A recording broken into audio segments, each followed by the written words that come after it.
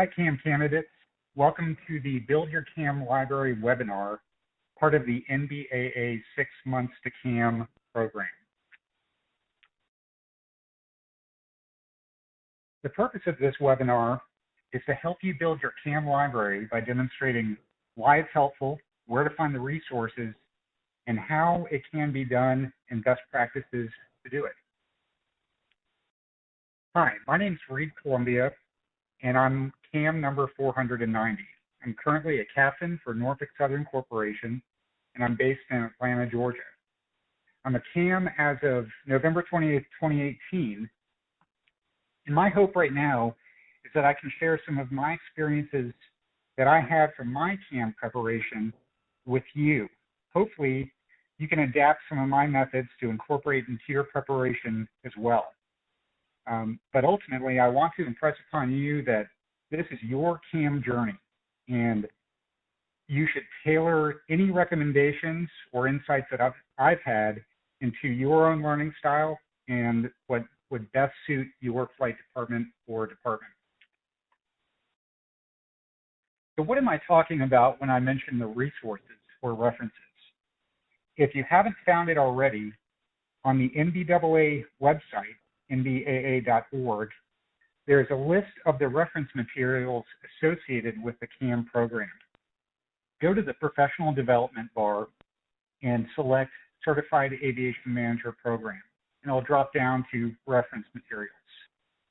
So the reference materials are the basis and foundation of all the questions that are on the CAM exam.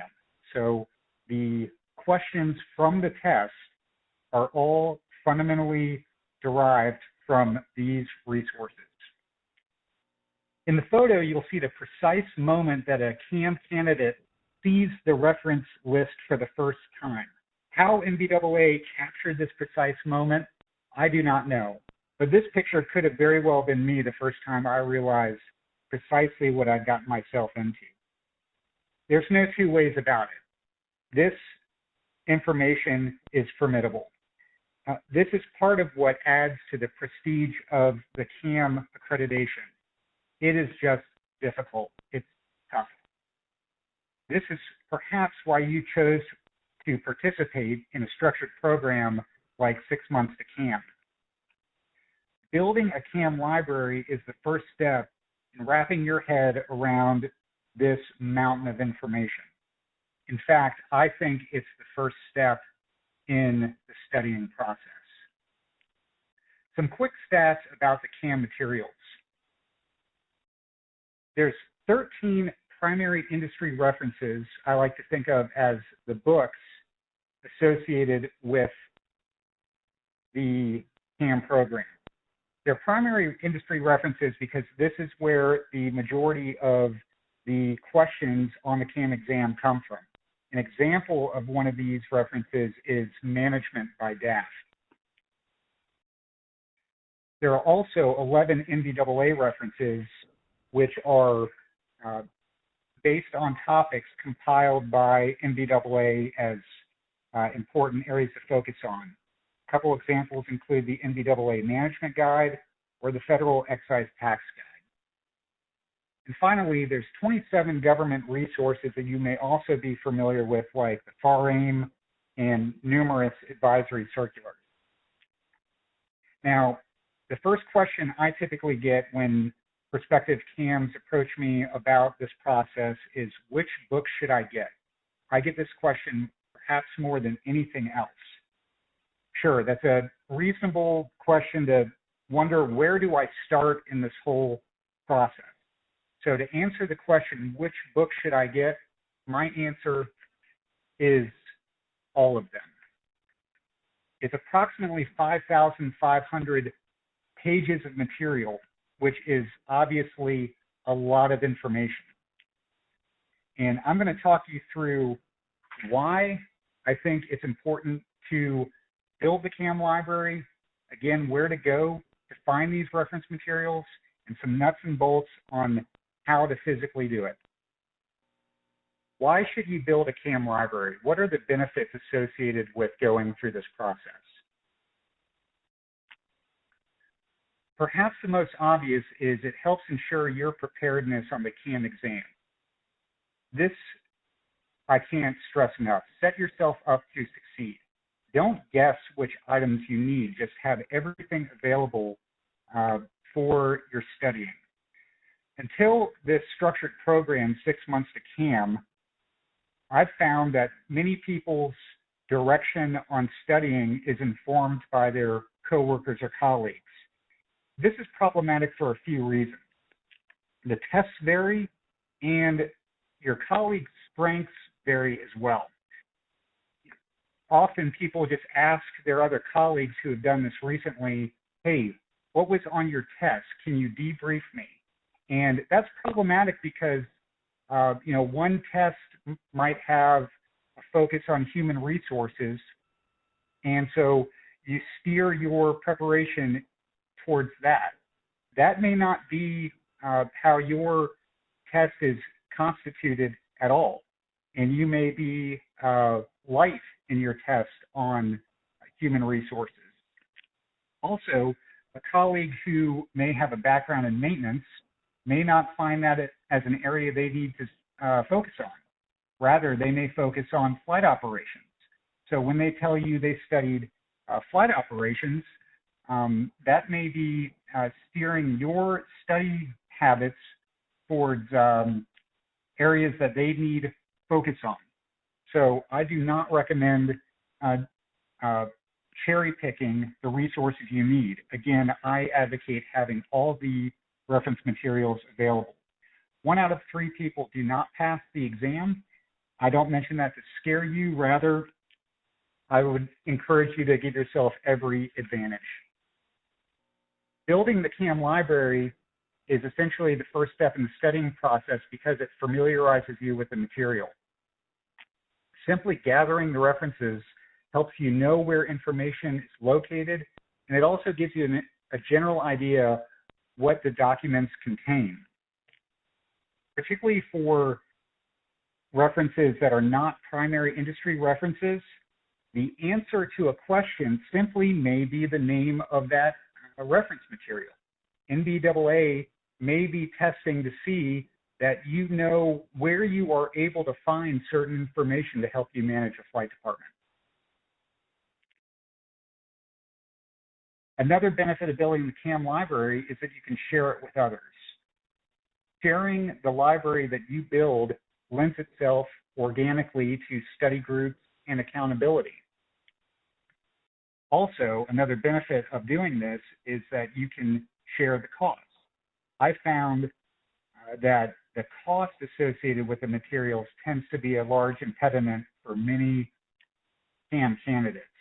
If this is the case with you, consider sharing the resources and the associated costs to help set yourself up for success. Finally, one of the benefits of building the CAM library is you can help others. By creating a resource for future CAM candidates, you are demonstrating leadership, which is a CAM domain. In a very real and practical and tangible way, you are showing leadership. And this is exactly, in my opinion, what NBAA is advocating in our business aviation professionals. A tangible benefit of this is your department may cover the cost of materials in exchange for you using your time and energy to build this invaluable resource for those around you.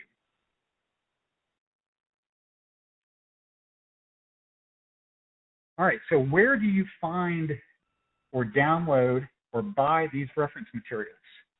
If you need to go back and refer to the earlier slide, please do. That graphic map that I provided to help you navigate the website to find the list of CAM reference materials. Also, you'll find a link here, and if you were to navigate to that page, you would find the following 3 categories of reference materials. Left to right, they're NBAA references, primary industry references, and government references. So how do we procure these references? So the NBAA references are available for download by just clicking on the hyperlink. And similarly, the government resources are available in much the same way. You can just click on them and download them to your computer. One item of note with these government resources, which I'll cover in depth here momentarily, is some of these government resources, which are larger, are available in a book format that you can buy just like any other book. And I'll touch on that here again in a moment. The last item in the middle, the primary industry references are what I think of as the books. And if you click on those hyperlinks, they will take you directly to Amazon.com, where you can purchase those books, new or used, or rent or find them in ebook format. There's several methods by which you can find those primary industry references on Amazon.com. So specifically, you can see if you click on management, it'll take you to the Amazon webpage, and like I said, you can find them in new, used, and in some cases, ebook, Kindle, or even available for rent. Now, this is a quick aside. This is one best practice, in my opinion, that can minimize your workload as you build your CAM library. While you're building your CAM library, purchasing those primary industry references off Amazon.com, I would encourage you to buy the following books, which are technically listed under the government resources category on the NBAA website. But these documents are much larger, and you can buy them in a book format, and it'll just make your life a little bit easier down the road. So how much is this going to cost? This might be the second question that I get most often about this process. So if you were to purchase all of these books new, they would cost approximately $800. If you buy them used, when able, they cost approximately $600. Now keep in mind, not all of the books are available in a used condition. Some of them you will have to buy new. And it also stands to repeat that this includes 20 books, the 13 primary industry reference books, and then the 7 additional government resources that I mentioned you can purchase in a book format as well. So this is really the outside estimate for the cost that you can expect to spend. Now, I've priced this a few times the last several years, and these prices obviously vary, but this can give you a ballpark idea of what you can expect to spend if you purchase the books. Now, again, this is an outside estimate. As we descend in these bullet points, presumably these other options are less expensive. You can rent books now on Amazon, particularly these books that are more like college textbooks. This is a popular avenue now for college students to mitigate costs, and you can do the same. You know, if you decide you need this book for a year, you can do it, and presumably it will be less money than purchasing it. Also, you can download the book in an ebook format or a Kindle, and this has other benefits. Again, presumably this is less expensive, but also it has the advantage of being more easily transportable. You know, you would only have to take your iPad on a trip rather than a heavy book. And finally, probably the least expensive option is obviously borrowing the book. Now, a couple different ways to do this. You can borrow the books from a recent CAM, particularly somebody who you might be approaching as a CAM mentor. Perhaps they don't have an immediate need for these books anymore, and they can let you borrow them for an extended period of time. Also, consider what I did with a coworker. I had another coworker who was interested in earning his CAM about the same time. He was our director of maintenance. We both provided books to our flight department CAM library from our own personal collection. After all, they were just gathering dust on our bookshelf at home, so he provided maintenance manuals, books that I did not have to then go out and purchase for our CAM library. So you can essentially borrow from each other. Next, I'd like to talk about how do you build your library in reference to the NBAA references and government references. Do you want to print them and bind them in a paper format, or do you want to download and store them electronically? Or do you want to do both? In fact, that's what I did, and I'll talk about the benefits of both methods for the purpose of this webinar. Now, this is maybe where you come to a fork in the road and you need to consider what's best for you and your flight department. Now, briefly, I'd like to discuss cloud-based storage, and if this is something you're very familiar with, I apologize for the review, but it's particularly pertinent to what we're trying to do here with creating a library that you can share with your flight department or your study group. Can you download and store all of these items to your personal laptop?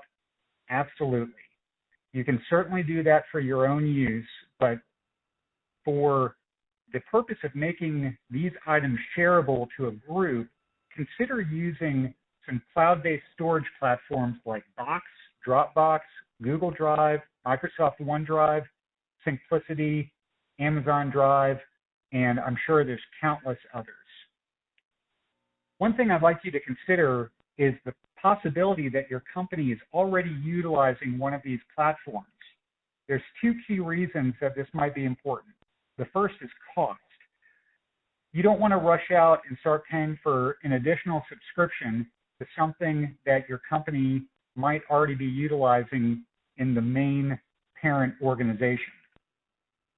Also, there may be additional security using a file sharing platform that they're familiar with.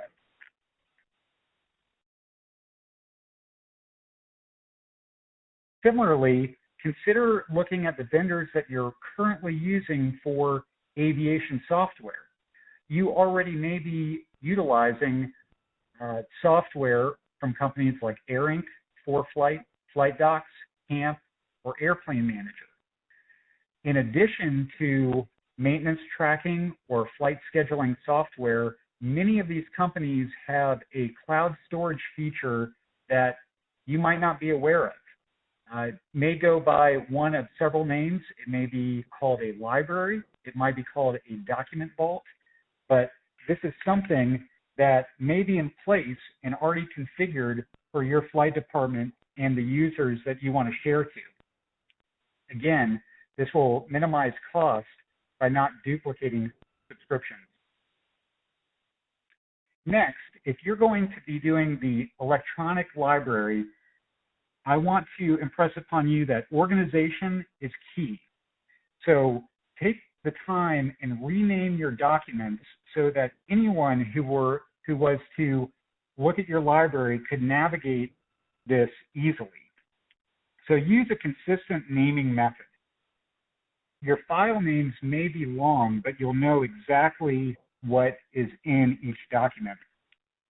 Also, I like to attach the file name to the folder that it's in. If you look at the example on the right, notice that each file name says advisory circulars.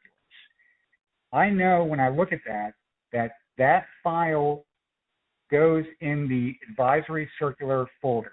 So every file has a home. Finally, be sure to adjust the settings properly so it's configured to share with other people.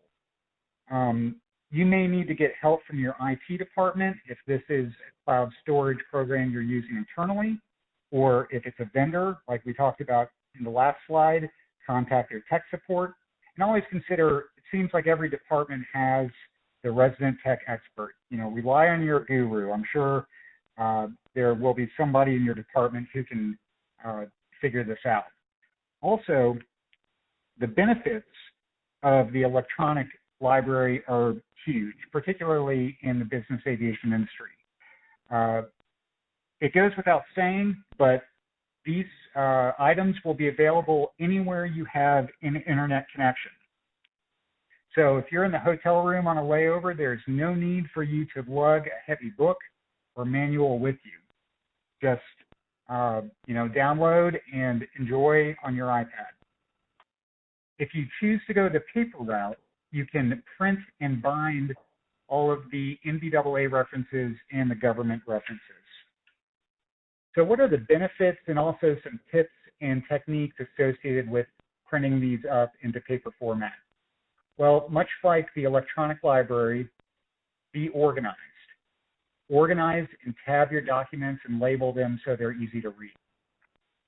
One suggestion I make, which I'll discuss further in subsequent slides, is have an internal print department or your local print shop like FedEx, Kinko's, or Office Depot print up the large documents. I'll discuss this further.